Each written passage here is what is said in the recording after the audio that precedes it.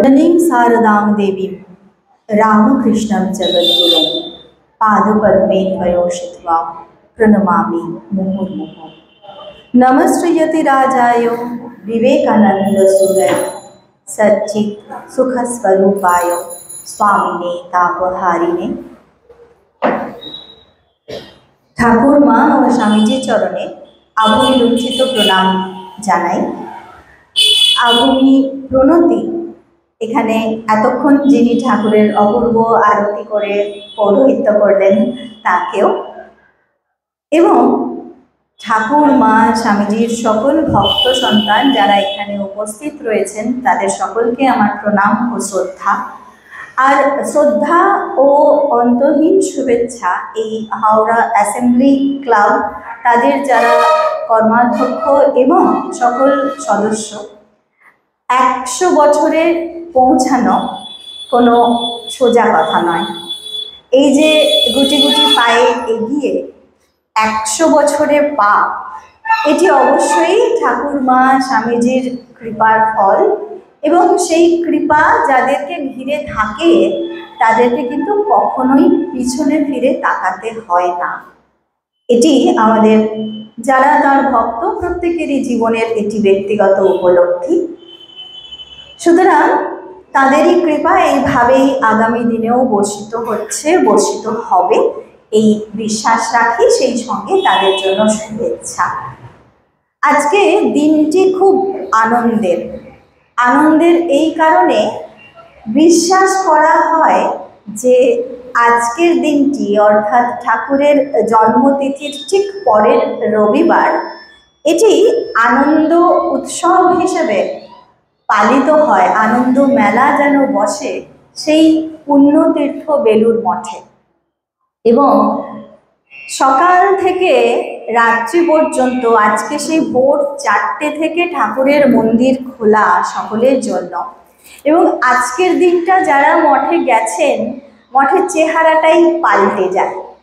অন্য দিন একটা যেন নিয়ম শৃঙ্খলার বেড়া জালে মঠ যেভাবে ভিন্ন রূপ ধারণ করে থাকে, সেই জায়গা থেকে কোথাও যেন একটা সরে এসে আজ সত্যই অবাধ আনন্দ মেলা, যেখানে যেন কোনো বাধা নেই, কোনো নিষেধ নেই। প্রত্যেকে তার সঙ্গে তার সঙ্গ পেতে সেখানে তিনি যেন দু বাহু বাড়িয়ে সকলকে আহ্বান করছেন, এবং সকলের মধ্যে তিনি যেন নেমে আসছেন, আনন্দ করছেন।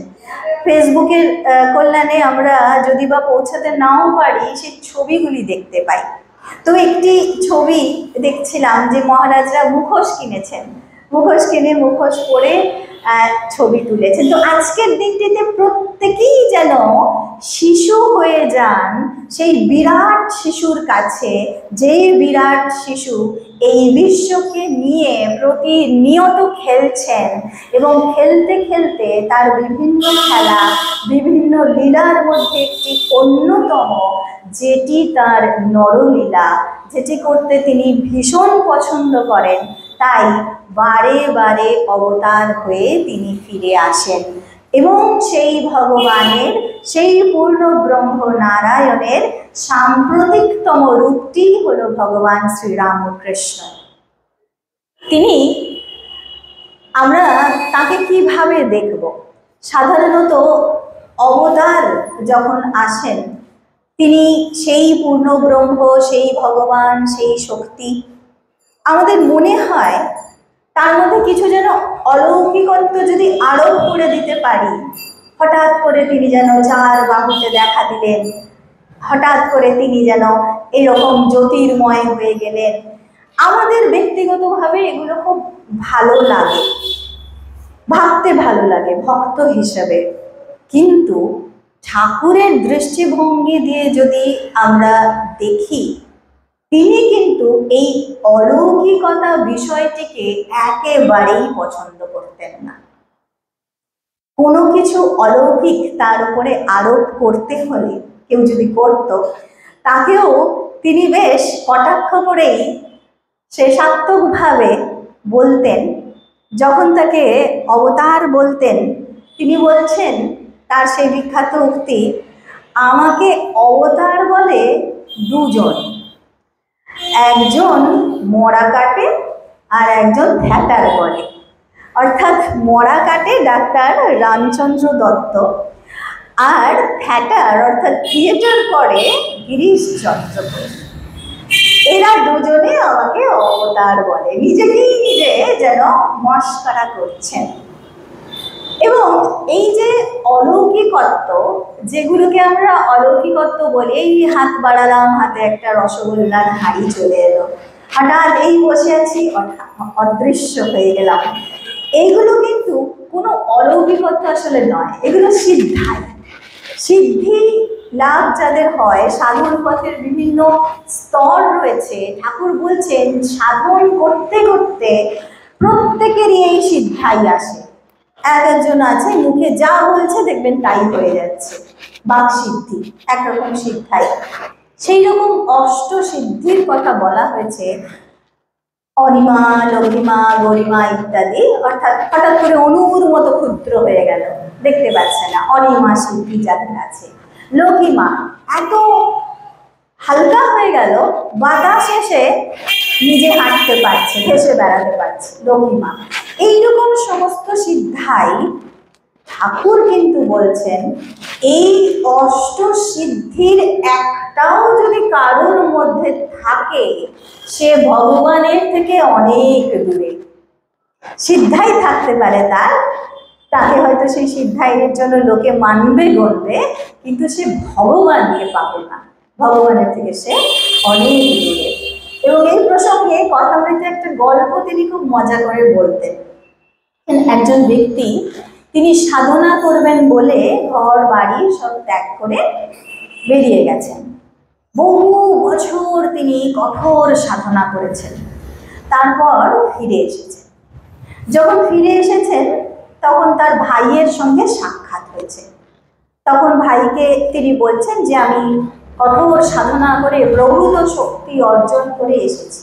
তখন বলছেন আচ্ছা, তাহলে কিরকম শক্তি তোমার, এই যে এত বছর কঠোর সাধনা করলে কি হলো তাতে, আমাকে একটু তার নমুনা তো দেখাও। বলছেন আমি দেখাচ্ছি। যেখানে কথা হচ্ছিল একটা নদীর পার, তো তিনি কি করলেন, নদীটা পার হয়ে গেলেন এমনি, আবার নদীর ওপর দিয়ে হেঁটে হেঁটেই ফিরে এলেন। ফিরে এসে ভাইকে বলছেন দেখেছো, আমি এই সাধনার বলে এই সিদ্ধি অর্জন করেছি। এত বছর সাধনা করে যে সিদ্ধি অর্জন করলে তার মূল্য মাত্র 2 পয়সা।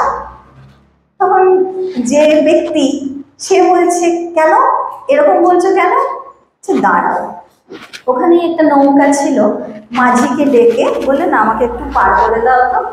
সে ওই পারে নিয়ে গেল, আবার ওই পার থেকে এই পারে চলে এলো, নদী পার হয়ে তাকে 2 পয়সা দিল।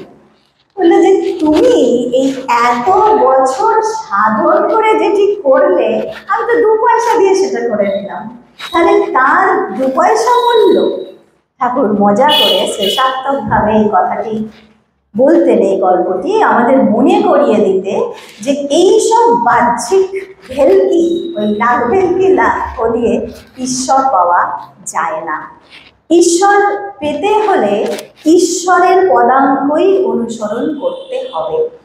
এবং সেই পথ দেখাতেই মা বলছেন যে মানুষের আর কি বাবা, মানুষ তো ভগবানকে ভুলেই আছে, সেই জন্যেই তিনি এসে নিজে সাধন করে আমাদের পথ দেখিয়ে দিয়ে যান।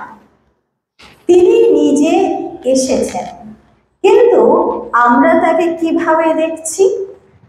শ্রীরামকৃষ্ণ কে, এই প্রশ্নটি যদি আমরা নিজেদের করি, শারদানন্দজি যাকে বলা হয় ঠাকুরের সর্বশ্রেষ্ঠ জীবনীকার, শুধু জীবনীকারই নয় একেবারে ব্যাখ্যাকারও বটে, তো সেই শারদানন্দজি তিনি লিখছেন যে একজন দেবতার সমস্ত দেবভাব, শক্তি, ঐশ্বর্য যদি মানব ভাবাপন্ন কারোর মধ্যে সম্পূর্ণরূপে প্রতিভাত হয়, তাহলে তিনি যে রামকৃষ্ণ তাই। অর্থাৎ দেবতার শক্তি নিয়ে, দেবতার পূর্ণ শক্তি, পূর্ণ ঐশ্বর্য নিয়ে তিনি এসেছেন, কিন্তু চেহারাটি মানুষের মতো।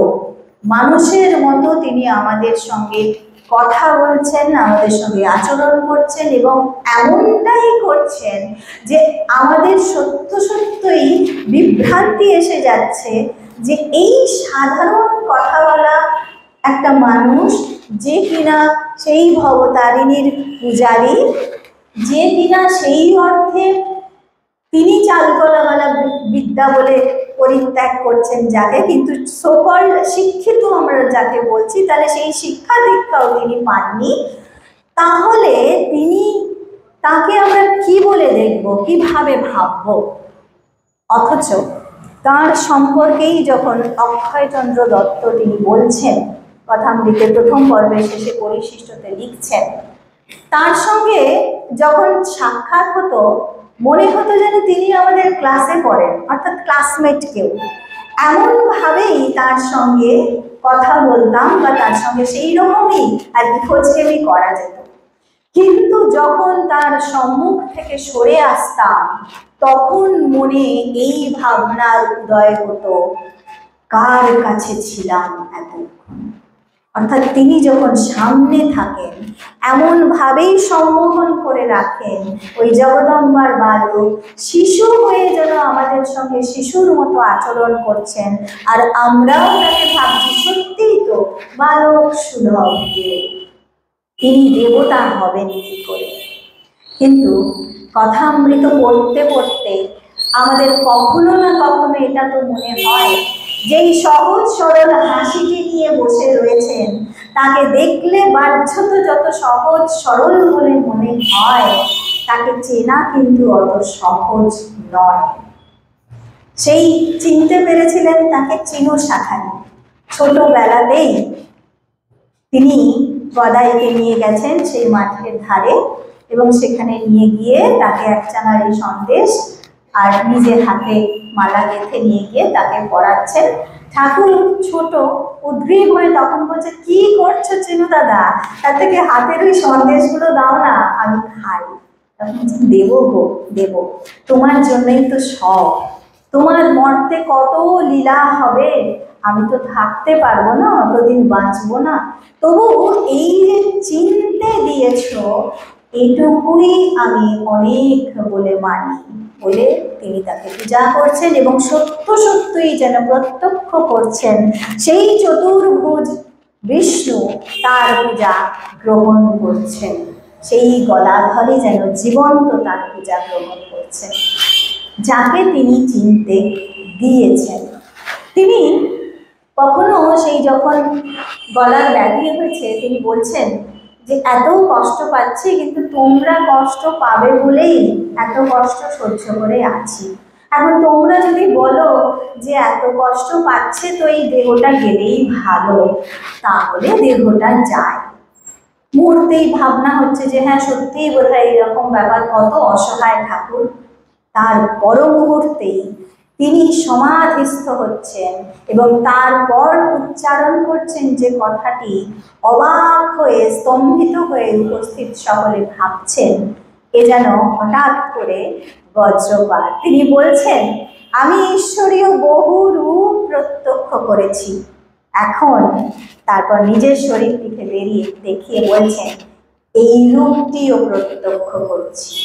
অর্থাৎ তিনি যে সেই দেবতা, সেই যে যার থেকে গৌরী পণ্ডিত বলছেন একবার যে আচ্ছা, তাকে ঠাকুর জিজ্ঞাসা করছেন, লোকে আমাকে বলে যে অবতার, তুমি কি বলে? যে আপনাকে অবতার বলে, বড় ছোট কথা বলে। অবতার বলে ছোট কথা বলে কি গো? হ্যাঁ, অবতার যার থেকে সৃষ্টি হয় আপনি সেই শক্তি, আপনাকে অবতার বলা মানেও আপনাকে ছোট করা। স্বামীজি বলছেন না ভগবানের বাবা, তো সেই ভগবানের বাবা তিনি।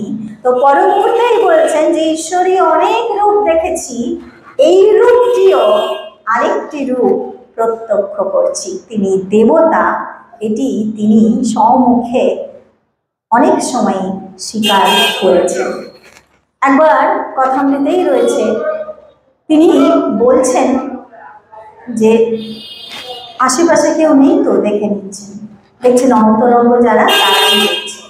তারপর গম্ভীর হয়ে যাচ্ছে, গম্ভীর হয়ে যেন কোনো গুহ্য কথা কিছু বলবেন এইরকম ভাবে খুব ধীরে ধীরে মেঘমন্দ্র স্বরে তিনি বলছেন, দেখলুম কি জানো, এই খোলটির ভেতর থেকে সচ্চিদানন্দ বেরিয়ে এলো।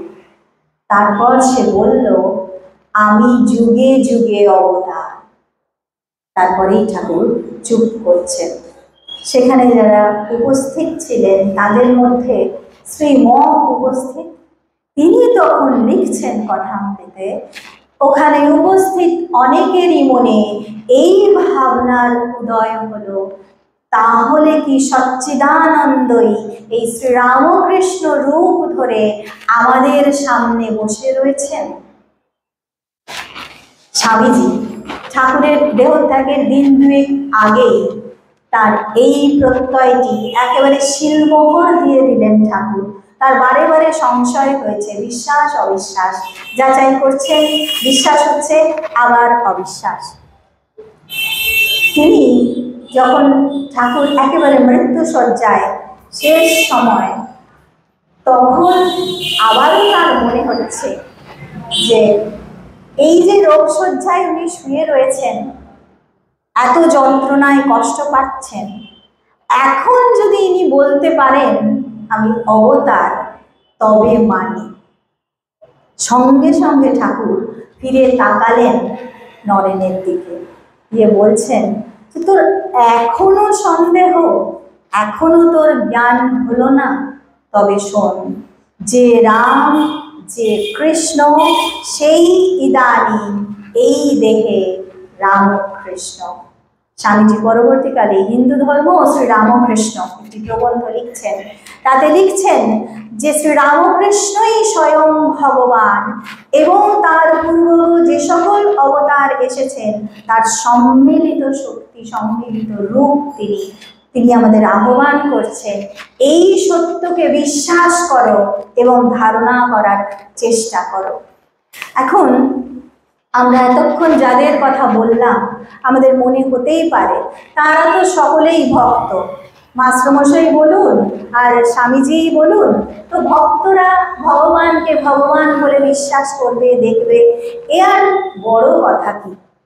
কিন্তু যখন এমন কেউ, ধরুন সে যুক্তিবাদী, সেই সময়ই সে নাম করা বিখ্যাত ব্রহ্মবান্ধব উপাধ্যায়, তিনি বলছেন, লিখছেন একটি প্রবন্ধে যে শ্রীরামকৃষ্ণকে উদ্দেশ্য করে লিখছেন, সর্ব ঐশ্বর্যময়, সর্ব ঐশ্বর্যময় এই দিনহীন রিক্ত বামুনের বেশে তুমি এসেছ, কিন্তু তোমার চোখের ওই প্রশান্তি দেখেই চিনেছি তুমি সেই।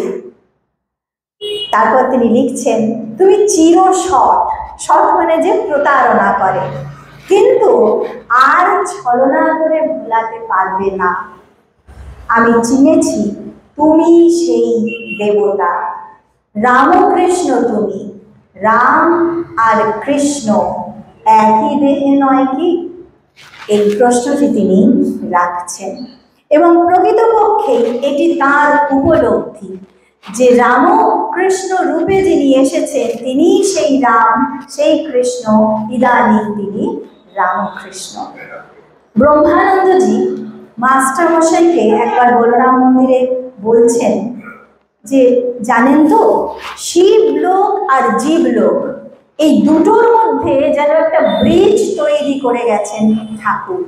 আবার অন্য সময় তিনি বলছেন যে আমাদের এই যে মর্তভূমি, এই সাধারণ ভূমি এবং সেই সঙ্গে দেবভূমি, এই দুটোর মধ্যে যোগাযোগের সেতু হচ্ছে শ্রীরামকৃষ্ণের জীবন।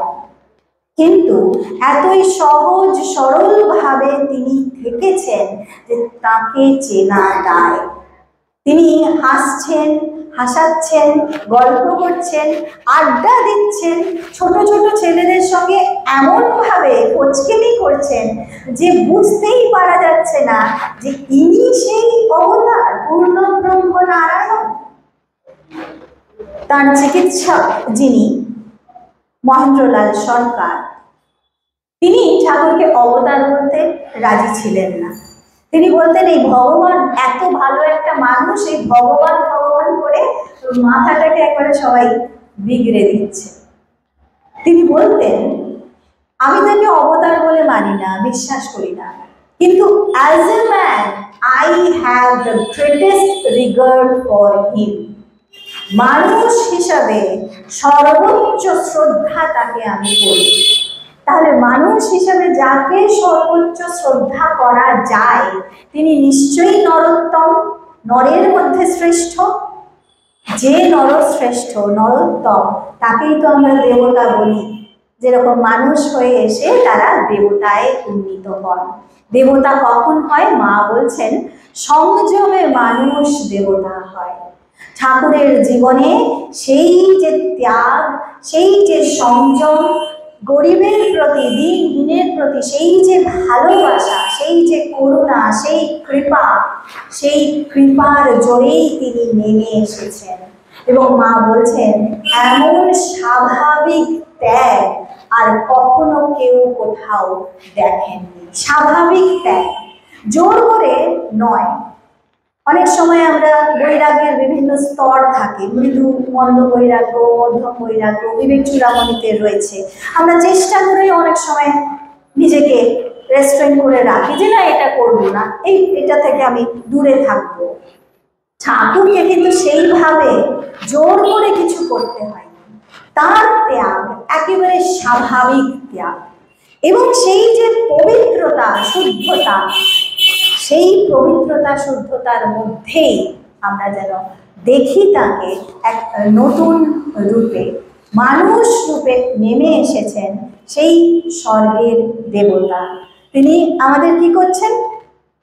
হাসির ভুবনটাই তার সব থেকে বেশি, তার সঙ্গে রয়েছেন অথচ আনন্দে নেই, এরকমটা কখনো হবে না। বাস্তবিক একটা হাসির ভুবন তিনি সঙ্গে করে এনেছেন, এবং সেই ভুবনে সকলকে তিনি স্থান দিচ্ছেন। বলছেন যে যদি আনন্দে থাকতে হয় তাহলে জগতের যে তুচ্ছ তুচ্ছ আঘাত দুঃখ এগুলোকে উপেক্ষা করতে শেখো। তিনি নিজে শেখাচ্ছেন। যখন গলরোগে আক্রান্ত হয়ে খুব কষ্ট, খেতে পাচ্ছেন না, সেই সময় সবাইকে বলছেন যে আমার খুব কষ্ট হচ্ছে, খেতে পাচ্ছি না। হরি মহারাজ বলছেন আপনি বলছেন বটে, কিন্তু আমি তো দেখছি যে আপনি বেশ আনন্দেই আছেন। সঙ্গে সঙ্গে ঠাকুর হাসিতে ফেটে পড়ছেন, বলছেন এই রে সালাদ করে ফেলেছে রে। অর্থাৎ এই যে দুঃখ কষ্ট যন্ত্রণা এগুলো সব বাইরের আবরণ মাত্র, এগুলো সেই মূল যে সত্তা তাকে স্পর্শ পর্যন্ত করে না। ঠাকুর যাকে বারবার বলছেন এই খোলটি, এই খোলটি, সেটিকে স্পর্শ পর্যন্ত করে না। কিন্তু তিনি এমনই বালক স্বভাব, এবং আমাদের বিভ্রান্ত করতেই বোধহয় আরো বেশি করে সেটি করেন। যখন রেল লাইনে পড়ে গিয়ে হাত ভাঙলো, হাত ভেঙে গেছে, বারবার যেই আসছে তাকেই বলছেন একেবারে বালকের মতো সহজ সরল, হ্যাঁ গো হাতটা ভেঙে গেল, আর ঠিক হবে তো, ছাড়বে তো। যেন সত্যি ছোট্ট বালক যন্ত্রণায় কষ্ট পাচ্ছেন, বুঝতে পারছেন না হাত আবার আগের মতো হবে কিনা, জনে জনে জিজ্ঞাসা করছেন।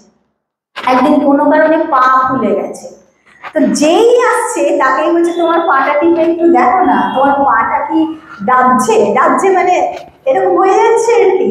তো সবাই দেখছে, তার মধ্যে একজন বলেছে হ্যাঁ ঠাকুর আমার ডাবছে। আহ শান্তি পেলেন, মানে ঠিক আছে, বাচ্চারা অন্য কারোর একজনের তো হয়েছে, তার মানে ঠিক রয়েছে। এই অপূর্ব যে একটা চরিত্র, একেবারে শিশুসুলভ সেই সারল্য, এবং সেই সারল্যই তার যেন অন্যতম অলঙ্কার। এই সারল্য হওয়া সত্ত্বেও তিনি কিন্তু আমাদেরকে আবার শেখাচ্ছেন সেই সার কথা, যে সংসারে যদি থাকতে হয় তাহলে ভক্ত হবি তো বোকা হবি কেন।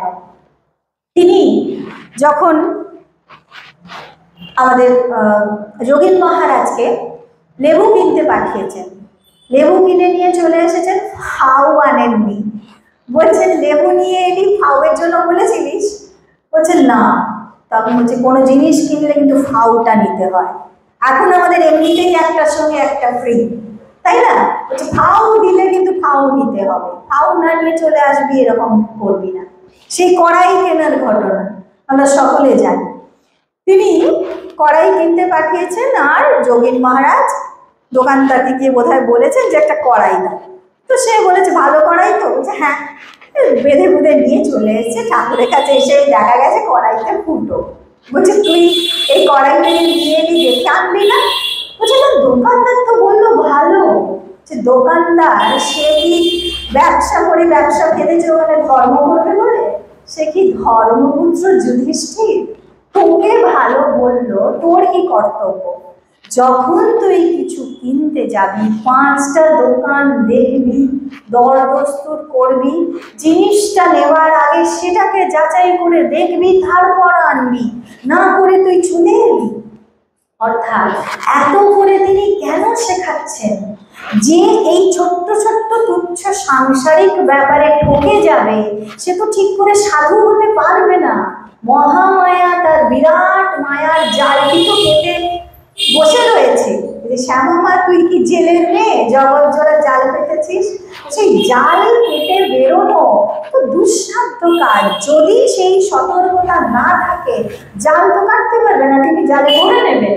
ঠাকুর তাই বারবার সতর্ক করছেন এবং তিনি শেখাচ্ছেন। একদিন পঞ্চবটিতে গিয়ে বসে আছেন, মেঘ করেছে, বৃষ্টি আসবে আসবে, উঠে আসছেন। তিনি ঠিক লক্ষ্য করছেন কেউ একটা ছাতা নিয়ে গেছিল কিন্তু ফেলে আসছে। দেখলি তো তোদের কিরকম? আমার সারাক্ষণ নিজের দেহবোধ থাকে না, জামা কাপড়ে ঠিক থাকে না। আমার কিন্তু এইরকম ভুল হয় না, তোদের এই যা ভুল। একটা ছাতা নিয়ে এসে সেটা ফেলে চলে যাচ্ছিস। একদল লোক পিকনিক করতে এসেছে দক্ষিণেশ্বরে, সেই সময় তো ছুরি আনেনি, ঠাকুরের কাছে চাইতে এসে ঠাকুর বলছে দিলে ঠিক আছে, কিন্তু ওর তো ফেরত দেবে না। বলছে না, বলছে দিয়ে যাব। তো নিয়ে গেছে ছুরি। সে তারপর তারা পিকনিক টিকনিক করে চলে গেছে, ছুরি আর আসেনি। তখন ঠাকুর বলছে কই রে ছুরি? বলছে না, ছুরি তো ঠাকুর দিয়ে যান। বলছে যা দেখে যা, যেখানে সবজি কেটে খোসাগুলো ফেলেছে, যা দেখে যা, ওখানে ফেলে গেছে। সত্যি সত্যি সেখান থেকে দেখা গেল খোসার সঙ্গে ছুরি ফেলে দিয়ে চলে গেছে। আবার সেটি নিয়ে এসে যত্ন করে রাখা হলো। তিনি যে জিনিসটা যেখানে রাখার, প্রতিদিন সেই একই জায়গায় সেইভাবেই রাখতেন, যাতে অন্ধকারেও সেটাকে খুঁজে পেতে কোনো অসুবিধা না হয়। ছুরিটি রাখছেন, তার হাতলটা যেদিকে রাখছেন প্রতিদিন সেই দিকেই হাতলটা রাখেন, কারণ অন্ধকারে যদি ধরতে হয় হাত কেটে যেতে পারে, তো ভুল দিক হলে। সেইটি তিনি সতর্ক হয়ে একেবারে সেইভাবে শেখাচ্ছেন আসলে যে আমাদেরকে কিভাবে চলতে হবে। তিনি গেছেন কামারপুকুরে। কামারপুকুরে গিয়ে তিনি সেখানে রান্নার জন্য, রান্নায় ঠাকুর ফোড়ন খেতে খুব পছন্দ করতেন। তো বলতেন এমন ফোড়ন দিয়ে রান্না করবে যেন শুয়োর গোঙায়। তো তিনি কথোপকথন শুনছেন, মা আর রামলাল দাদার মা দুজনের রাঁধুনি মোটামুটি রান্না করছে, করতে করতে তো বলছে এই গো ফোড়ন নেই। তো বলছে ফোড়ন নেই, তার কি করবে, ফোড়ন ছাড়াই করে দাও। ঠাকুর শুনতে পেয়েছেন, কান খড়কে তো সব শুনতে পান। বলছেন কি, আমি তোমাদের এই ফোড়নের বেনুন খাবো বলে দক্ষিণেশ্বরে মাছের বাটি পায়েসের বাটি ফেলে এখানে এলুম, আর তোমরা কিনা আমাকে সেই ফোড়ন ছাওয়া বেনুন খাওয়াতে চাও? তা নেই তো 1 পয়সার এনে নাও না। তখন লজ্জায় পড়ে আবার তাড়াতাড়ি সেই ফোড়ন এনে রান্না করে দেওয়া হলো। বিষয়টা তা নয়, বিষয়টা ঠাকুর এইটি স্মরণ করছেন, যাতে যা লাগবে তাতে সেটি দিতে হবে। যেটিতে যেটি প্রয়োজন সেটি বাদ দিয়ে আমি করে দেব, এটা নয়। যাতে যেটি লাগবে তাতে সেটি কিন্তু দিতে হবে। এগুলি সব হচ্ছে ঠাকুরের শিক্ষা দেওয়ার পদ্ধতি। এইভাবে তিনি আমাদের শেখাচ্ছেন, যেভাবে শেখালে আমরা শিখতে পারবো, আমাদের শেখা সহজ হবে। এবং মাকেও তিনি যেন হাতে ধরে শিখিয়েছেন। মা বলছেন কিভাবে লোকের সঙ্গে ব্যবহার করতে হবে, ছোটদের সঙ্গে কিভাবে কথা বলবো, বড়দের সঙ্গে কিভাবে কথা বলবো, এমনকি সলতেটি কিভাবে পাকাতে হবে সেটিও তিনি আমাকে শিখিয়েছেন। কারণ মায়ের মধ্যে দিয়ে এই লোক শিক্ষা হবে। অবতার যখনই আসেন সশক্তিক আসেন এবং প্রত্যেক অবতারে শক্তি সঙ্গে এসেছে, কিন্তু শক্তির যে প্রকাশ আমরা দেখি অন্য কোনো অবতারে সেটি কিন্তু নয়। রাম অবতারে এসেছেন, সঙ্গে মা সীতা মা জানকী এসেছেন। কৃষ্ণ অবতারে এসেছেন, সেখানে শ্রী রাধিকা এসেছেন। কিন্তু প্রত্যেকটা অবতারে আমরা দেখছি যে অবতারই মূলত ক্রিয়া শক্তি তুলনামূলকভাবে নিষ্প্রভ হয়ে রয়েছেন, যদিও তারই শক্তিতে ক্রিয়া হচ্ছে। কারণ ব্রহ্ম তো ক্রিয়া করতে পারেন না, শক্তি ক্রিয়া করেন, কিন্তু যেন নিজে আসছেন না ফ্রন্ট পেজে, একদম ব্যাকগ্রাউন্ড থেকে যা করার করছেন। কিন্তু ওই যে স্বামীজি বলছেন এক জায়গায় যে অবতার যখন আসেন তিনি তো আসেন যুগ প্রয়োজনে, এবং যেই যুগের যতটা শক্তি প্রয়োজন, মানে যতটা পাপ ততটাই পাপ উদ্ধার করার ক্ষমতা নিয়ে তাকে আসতে হবে। মানে যেটা আমার রোগ সেই ডোজের তো অ্যান্টিবায়োটিক লাগবে, তা নাহলে তো হবে না। তো সেই অনুযায়ী ঠাকুর ওপর থেকে দেখে নেন যে কিরকম লেভেলের ভাইরাসটা এদের মধ্যে ঢুকেছে, তো সেই লেভেলের পাওয়ারফুল তিনি, সেই ততটাই অ্যান্টিবায়োটিক, ততটাই পাপড় ধারণ ক্ষমতা যাকে আমরা বলবো, সেটি নিয়ে তিনি অবতীর্ণ হন। রাম অবতারে অতটা প্রয়োজন হয়নি, কৃষ্ণ অবতারেও অতটা প্রয়োজন হয়নি, কিন্তু এই শ্রী রামকৃষ্ণ অবতারে তিনি এসেছেন সর্বাধিক শক্তি নিয়ে। কারণ এই যে আগের অবতার, সেখানে যা কিছু যুদ্ধ বিগ্রহ আমাদের করতে হয়েছে, শত্রু যারা তারা সব বাইরেই ছিলেন, অসুর রূপে আলাদা করে তারা রয়েছেন, তাদের সঙ্গে যুদ্ধ হচ্ছে, তারপর সেই যুদ্ধ জয় হচ্ছে, অসুর সংহার হয়ে যাচ্ছে। কিন্তু এই কলিযুগে অসুর কিন্তু বাইরে কোথাও নেই, জানেন তো, অসুর আমাদের ভিতরে, আমাদের মধ্যে। এই প্রতিনিয়ত যে একটা শুভ আর একটা অশুভর মধ্যে টাসেল চলে, আমাদের মধ্যে এই প্রতিনিয়ত যে ষড়রিপু সেগুলো তাড়নার চেষ্টা করে। আমরা আন্তরিকভাবে চাই ঈশ্বরের পথে থাকতে, ভালো হতে, আমরা কেউ চাই না সচেতনভাবে যে খারাপ হব, খারাপ কাজ করব, কিন্তু তবুও কোনো কোনো সময়ে আমাদের মধ্যে সেই হিংসা, সেই ঈর্ষা, সেই লোভ, এগুলো কিন্তু জাগ্রত হতে থাকে। এবং যখনই এগুলো জাগরুক হয় সেগুলো কিন্তু এক একটা বিরাট বিরাট অসুরের তুলনায় কম কিছু নয়।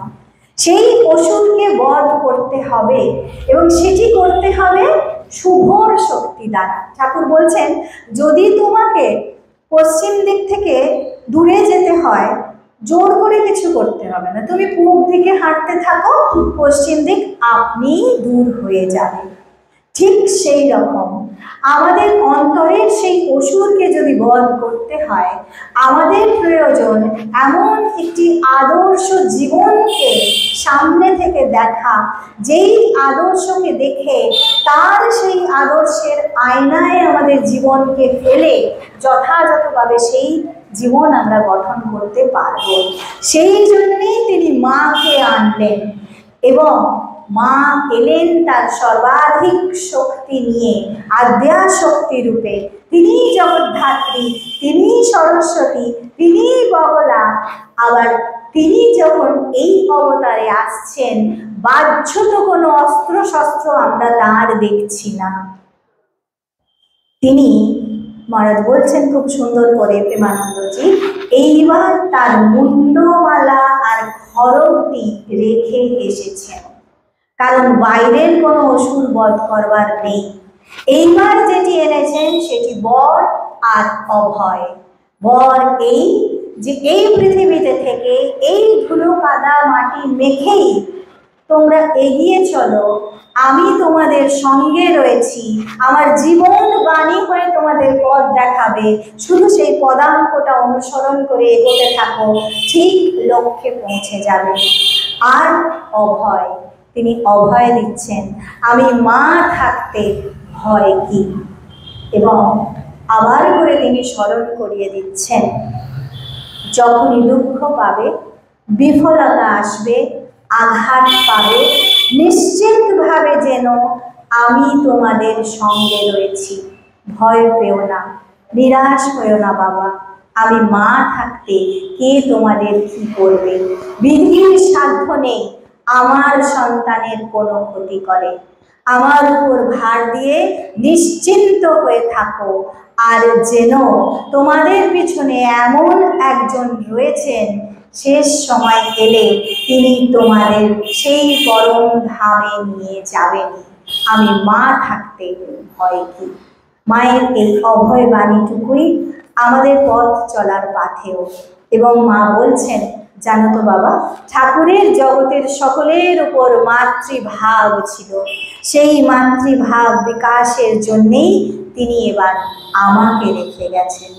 কারণ ঠাকুরকে ইষ্ট বলি, যাই বলি, তবু মনে হয় তিনি যেন একটু দূরের, এত ঐশ্বর্যবান একজন দেবতা, তাকে যেন ওই একটা সম্ভ্রম সমীহ এসে যায়। কিন্তু যখন মাকে দেখি, মাকে ভাবি, তখন মনে হয় মা তো, তাকে সব বলা যায় এবং তিনি আমার সব কথা শুনবেন এবং ঠিক ঠিক পথ দেখাবেন।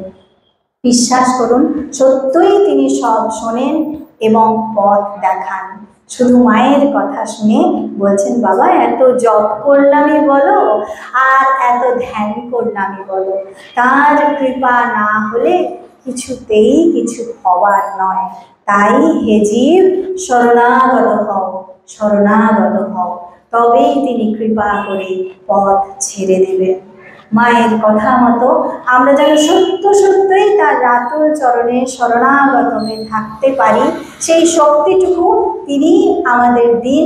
ঠাকুর মা স্বামীজির চরণে সকলের অশেষ কল্যাণ কামনা করে আজকের এই ধ্যান এখানেই শেষ করলাম।